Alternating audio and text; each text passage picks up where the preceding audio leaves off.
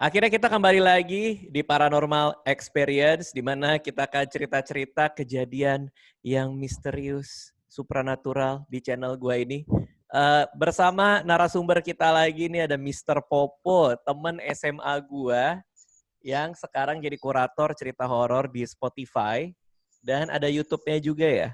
Iya, di Do You See What I See? Di Do You See What I See. Silakan didengarkan di Spotify dan di follow YouTube-nya di Do You See What I See. Nah, jadi Mister ini mengkurasi cerita horor yang masuk dari dia untuk ditampilkan di sana. Dan hari ini Mister membawakan gua salah satu narasumber yang gua udah ngintip sedikit ceritanya. Ini serem banget sih. Boleh diperkenalkan dirinya?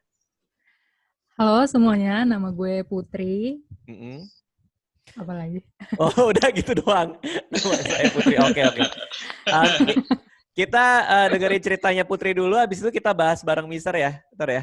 Oke, silakan Putri. Ini kejadian apa yang kamu alami? Ceritanya itu waktu itu aku wisuda. Terus ini terjadi di salah satu hotel ya.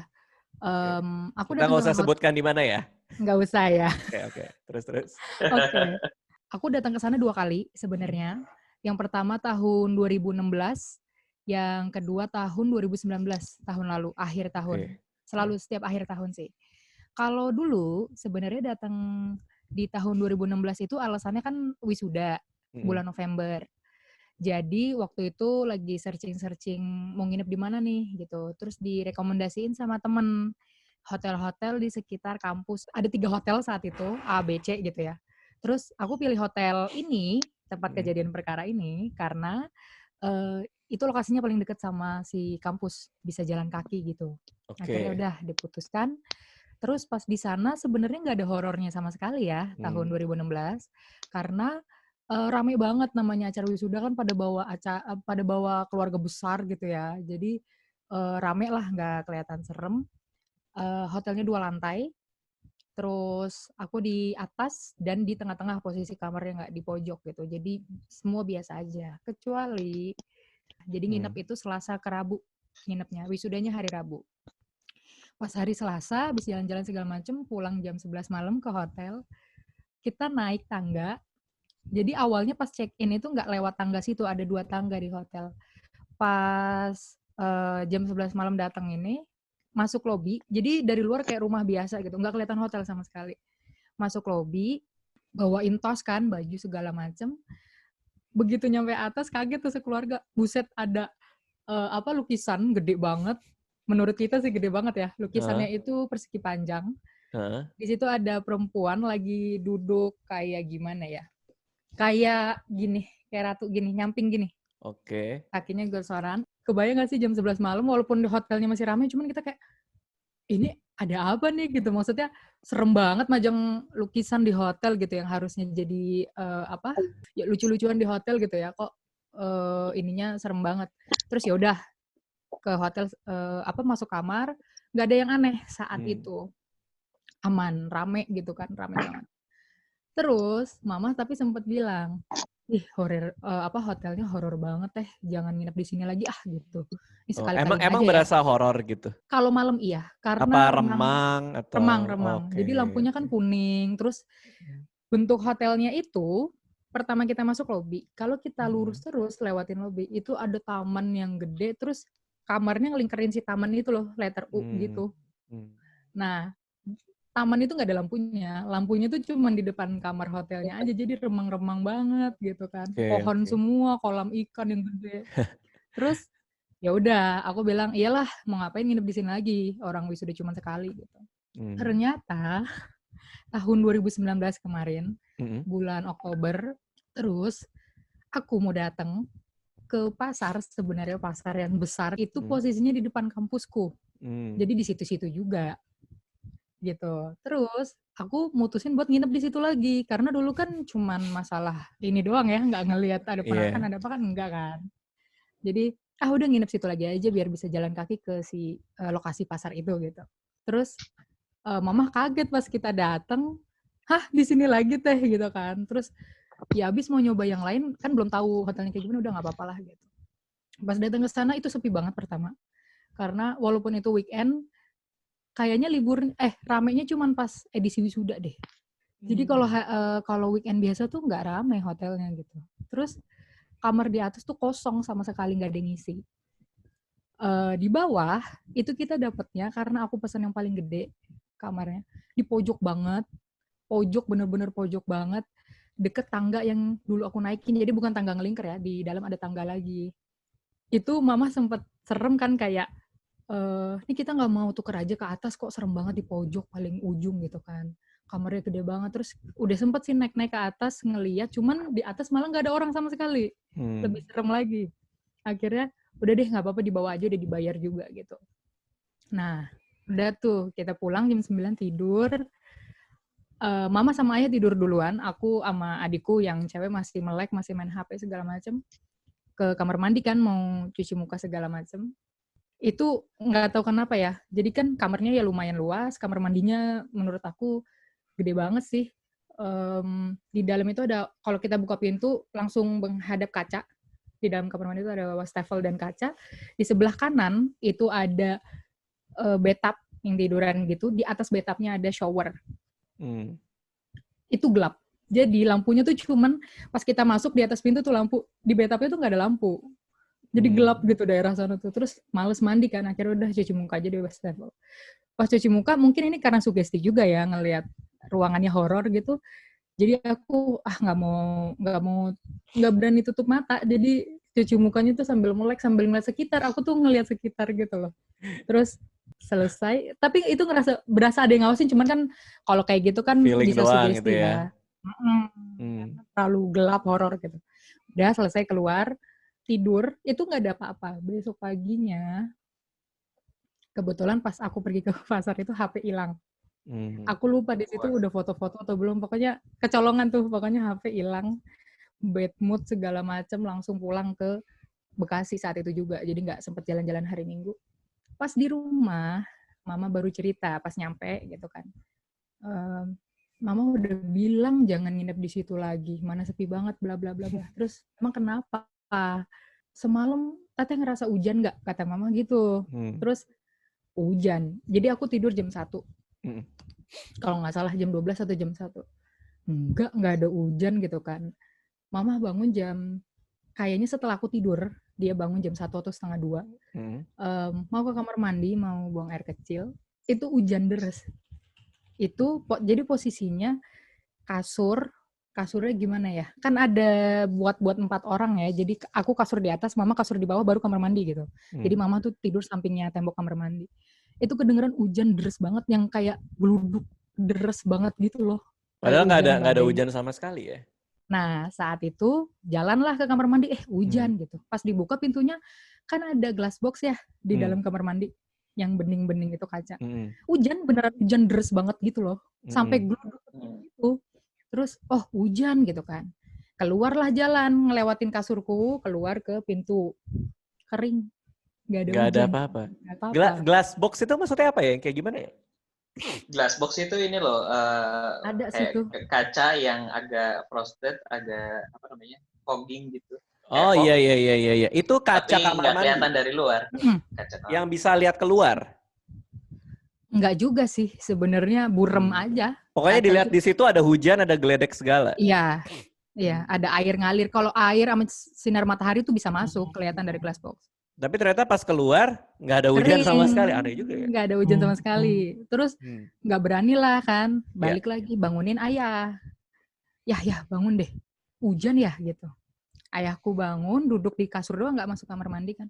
Mana nggak ada. Jadi di saat yang bersamaan, pas mama lagi berdiri depan kamar mandi dan ayah di kasur, satu denger hujan, satu enggak. Padahal itu pas ngelihat jelas itu hujan, denger gitu jelas. Tapi ayahku mana sih, enggak ada gitu. Terus ayah bangun, coba sini cek ke kamar mandi. Masuk dua-duanya kamar mandi nggak ada. Yang satu denger, yang satu enggak. Padahal dua-duanya ada di tempat yang sama. Ada, iya. Aneh banget ya. Terus jalan keluar ke ini, ngecek lagi sama ayah gitu. Tuh kan nggak ada gitu. Orang kering gitu. Ya udahlah gitu. Udah. Jadi mama mutusin buat nggak berani ke kamar mandi, buat bahkan pipis aja nggak berani. Pas ayah balik, duduk udah tiduran lagi di kasur. Mama buka pintu lagi kamar mandi, ngecek lagi mungkin ya sekali lagi. Itulah yang dilihat Mama, katanya ada. Ini baru cerita sebenarnya sebulan yang lalu ya. Karena dari dulu aku tanya ada apa tuh nggak mau ngomong. Karena adikku yang kecil tuh penakut. Ada laki-laki. Ini belum ada di podcast yang aku ceritain, beda lagi. Ada laki-laki kalau bathtubnya di sebelah kanan, dia di sebelah kiri. Jadi pas buka pintu, ngadepnya ke sudut ruangan. Ini kan di ruangan ada pojok gitu ya, ke sudut. Nggak ngeliat mukanya. Jadi dia kayak ngunggungin, ngadep belakang sana. Ih, merinding dah. Waduh. Gitu. Itu yang baru diceritain mamaku sebulan yang lalu. Kayak gimana bentuknya itu? Kayak orang biasa, cowok aja. Bajunya segala macam nggak cerita sih Mama. Barusan aku tanya lagi bajunya apa, karena aku bilang kan mau cerita di sini. Mama cuman bisa bilang kalau ngelihat sesuatu itu cewek atau cowok, dari rambutnya sih sebenarnya. Bajunya warna apa segala macam tuh nggak kelihatan, apalagi muka. Dari dulu nggak pernah ngeliat mukanya, selalu ngadep ngebelakangin gitu loh. Oke. Gitu. Terus pas nengok ke kanan, ini yang aku ceritain di podcast karena ini yang aku tahu. Di area bathtub itu ada perempuan lagi, dan itu di dalam bathtub gitu. Ini bathtub nih, dia di dalam. Rambutnya panjang, mirip sama yang kita lihat 3 tahun sebelumnya di Kisan. Ih, anjir, gue merinding. Rambutnya panjang, itu panjangnya sampai ke bathtub. Jadi ini bathtub terus gimana sih ngelingker gitu, berantakan di bathtub gitu. Dan dia lagi nari. Idi, nari dong. Aduh, merinding gue. Aduh. Ngadep tembok, nggak kelihatan juga mukanya. Terus apa yang terjadi itu? Yang jelas dia nggak teriak pertama, karena sebenarnya Mama sih beberapa kali sering ngeliat, cuman nggak pernah ngomong ke kita gitu loh. Jadi cuma diem, istighfar segala macam dalam hati, baca ayat kursi segala macam, udah keluar. Nggak jadilah. Tadinya udah kebelet banget kan, itu jam mungkin 1 atau 2 lah, jam 1 atau 2. Cuman ngeliat gitu, wah udah nggak beres nih, gitu kan. Daripada, kata Mama, daripada masuk nggak balik lagi gitu kan. Lagian hujannya aja udah beda dong, gitu. Terus akhirnya keluar, tutup pintu, tidur, udah nggak jadi. Bangun-bangun subuh, jam 5 subuh, dan itu semua udah nggak ada. Jadi subuh, karena udah kebelet banget kan, jam 1 udah ditahan-tahan, buka pintu, ayah bangun segala macam, mau sholat, udah nggak ada semua. Kata Mama, subuh bersih, nggak ada apa-apa, kayak nggak ada apa-apa. Gitu. Hujannya juga udah nggak ada. Oke. Nah, itu rangkaian yang terjadi di hotel itu. Oke, ada yang terjadi di rumah setelahnya atau di perjalanan, atau cukup kejadiannya di sana aja? Kalau ini sih pribadi aku sih sebelum dari hotel, tapi kalau setelah hotel itu yang terjadi atau yang dilihat Mama segala macam udah nggak ada. Tertinggal di hotel aja.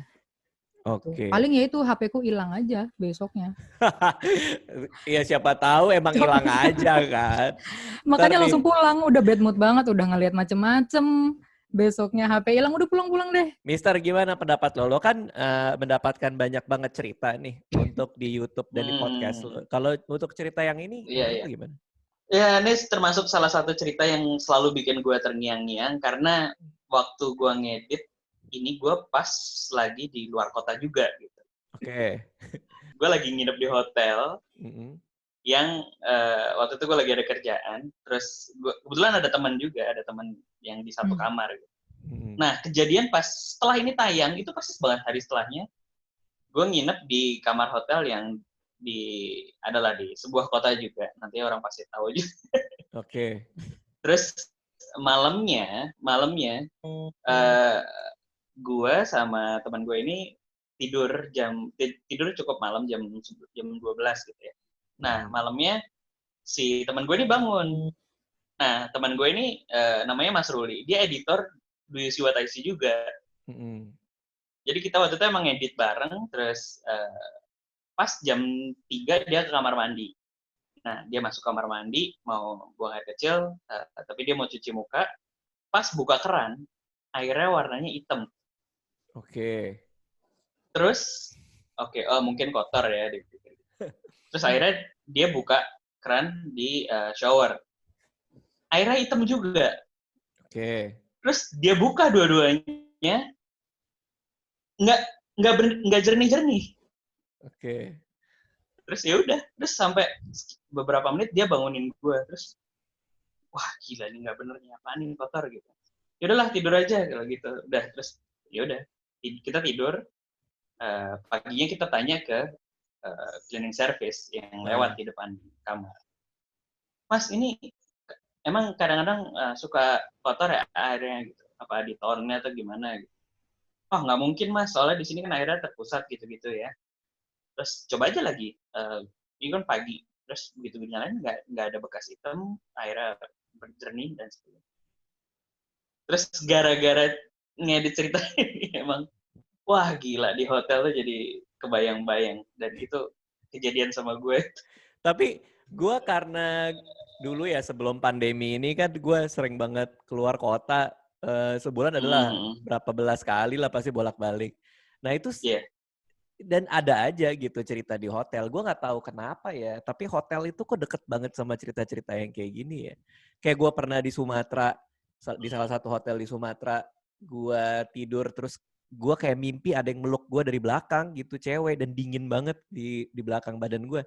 Begitu gue ngobrol sama panitia di sana, dibilang emang tuh bekas rumah sakit dulunya gitu. Terus gue pernah yang nginep di Bangkok, di salah satu hotel di Bangkok. Terus ya ada yang nelponin kamar gue, ada yang mainin lampu. Terus gue Google di forum, ini hotel apaan? Ternyata memang salah satu hotel paling angker di Bangkok itu. Ada aja ya, ada aja.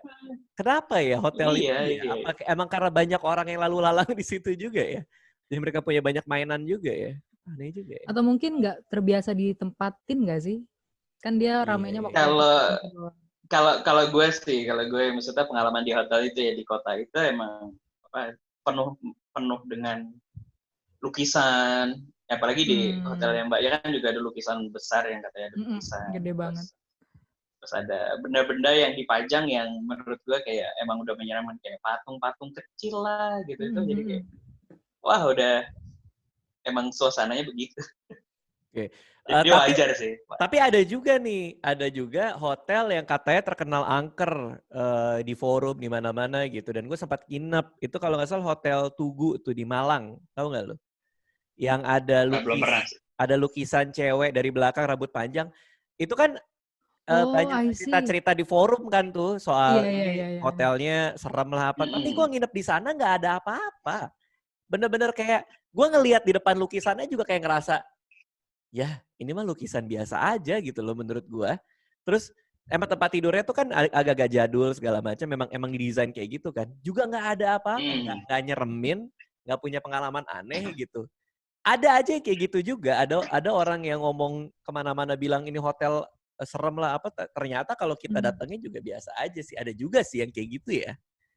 Tapi kalau tadi ceritanya kan sampai ada hujan bohongan, terus ada sosok yang nari di bathtub, itu udah benar-benar bikin apa ya traumatik sih. Kalau itu sih ya. Gue nggak tahu apakah ada korelasi antara hujan sama si perempuan ini apa tidak ya. Mungkin apakah itu artinya dia suka air kah atau apa, nggak ngerti juga dah. Dan laki-laki itu juga siapa nggak tahu juga. Iya, terus kok tiba-tiba ada cowok ini siapa.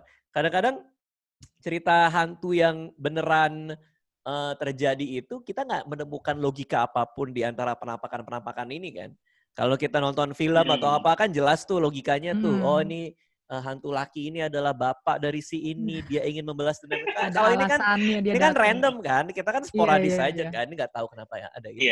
Ada itu. Dan dia siapa? Dan dia siapa itu menjadi sebuah misteri yang mungkin nggak bisa kita pecahkan juga gitu. Anyway, makasih Putri ya udah sharing hari ini ya. Sama-sama. Thank you juga ya Mister ya, makasih ya. Thank you, Mister. Kalau ada yang mau dengar yang lain di kisah-kisah horor lain di tempat lo di mana aja bisa diinin? Oh ya, silakan cari aja di Siwataisi atau ketik aja cerita horor di Siwataisi. Sekarang kita udah tayang lebih dari 300 episode. Wih, luar biasa. Jadi sejak pertama kali di Radit, di Paranormal Experience-nya, sekarang juga orang-orang banyak cerita juga.